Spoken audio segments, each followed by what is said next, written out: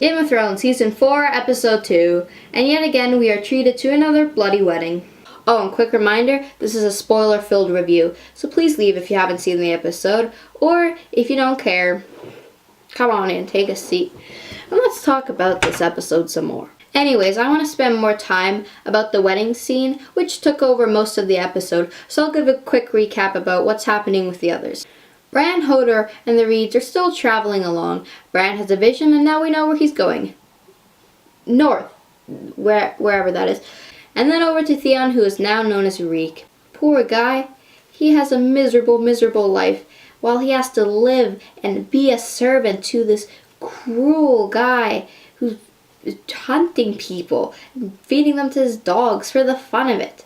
Game of Thrones has a thing for having really sadistic characters, even though they have a realistic edge to them, which kind of makes them scary, because they're facing problems like the good guys are. But now onto the wedding. We were finally rewarded after years of seeing our favorite characters die, and then Joffrey's dead. Now this death had been long coming. Joffrey has been one of the most hated characters in the whole series. And possibly to think of it, in recent memory, one of the characters just, everybody, you hear his name, oh, that's what comes out of everybody's mouth. And even in his last moments, they try to cram as many things as possible to make us hate him even more. So who did poison Joffrey? Well, there are tons of choices to pick from. I'm pretty sure everybody at that wedding had a bone to pick with him. Which brings us to a lot of theories about who actually killed him. Was it the awesome old woman? Was it Sansa? Was it his mother?